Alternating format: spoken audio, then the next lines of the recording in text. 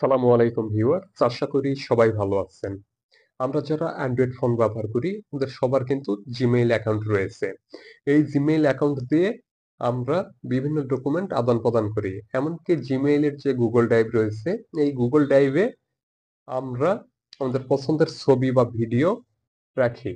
যদি আপনার জিমেইলটি সুরক্ষিত না থাকে যেকোনো সময় হ্যাকার হ্যাক করে নিতে পারে এবং আপনার যে জিমেইলে ডকুমেন্টস আদান-প্রদান করছেন বা ড্রাইভে যে ভিডিও ছবি রাখছেন সবকিছু কিন্তু হ্যাকারদের কন্ট্রোলে নিয়ে নিবে।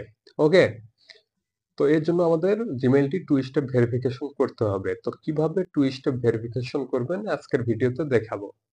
আর ভিডিও শুরু করার আগে ছোট্ট একটি রিকোয়েস্ট, আপনি যদি এখন পর্যন্ত চ্যানেলটি সাবস্ক্রাইব করে না থাকেন, প্লিজ চ্যানেলটি সাবস্ক্রাইব করে এই ছোট্ট পরিবারের একজন নিয়মিত সদস্য হয়ে যাবেন।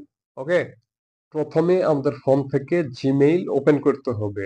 জিমেইল ওপেন করার পর ডান দিকের উপরের কোণে যে জিমেইলের লোগো রয়েছে এটার উপরে ক্লিক দিতে হবে। ক্লিক দেওয়ার পর এখান থেকে ম্যানেজ ইওর গুগল অ্যাকাউন্ট এটার উপরে ক্লিক করবেন। ওকে? ক্লিক করলে আপনাকে নতুন একটি পেজে নিয়ে আসবে ঠিক এরকম। এখানে হোম রয়েছে, তারপরে পার্সোনাল ইনফো, এটা স্লাইড করে ডান দিকে নিয়ে আসবো। ডান দিকে নিয়ে আসলে এখানে দেখতে পাবেন সিকিউরিটি নামে একটি অপশন, এটার উপরে ক্লিক দিয়ে দিবেন। ওকে? ক্লিক দিলে আপনাকে নতুন একটি পেজে নিয়ে আসবে ঠিক এরকম। এখানে দেখুন টু স্টেপ ভেরিফিকেশন এটা অফ রয়েছে, এটার উপরে ক্লিক দিয়ে দিবেন। ক্লিক দিলে আপনার সামনে নতুন একটি পেজ আসবে ঠিক এরকম। এখানে আপনার ফোনের যে লক দেওয়া রয়েছে এটা দিয়ে আপনি আনলক করে নেবেন। ঠিক আছে?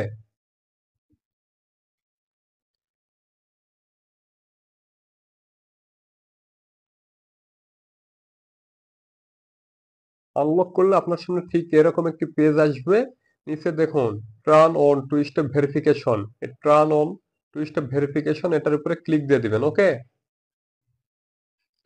ক্লিক দেওয়ার পর এখান থেকে কান্ট্রি সিলেক্ট করে দিতে হবে। বাংলাদেশ দিয়ে দিব। এবার একটি ফোন নাম্বার দিতে হবে।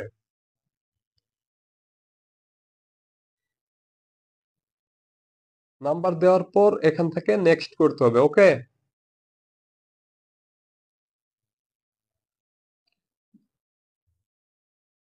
এই নাম্বারে একটি ভেরিফিকেশন কোড আসবে, এটা আমাদের এখানে দিয়ে দিতে হবে।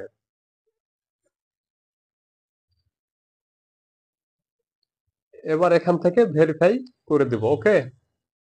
একটু সময় নেবে।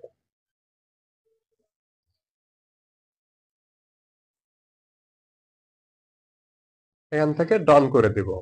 এবার যদি আমরা ব্যাকে চলে আসি তাহলে দেখুন টু স্টেপ ভেরিফিকেশন অন, এখানে সবুজ টিকমার্ক দেখাইছে।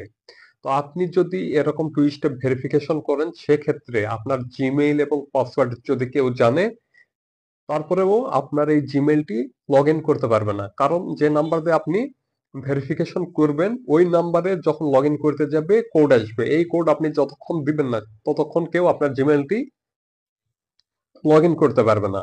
ওকে? তো ভিডিওটি যদি ভালো লাগে অবশ্যই ভিডিওতে একটি লাইক দিবেন, আপনার মূল্যবান মতামত কমেন্ট বক্সে জানিয়ে যাবেন।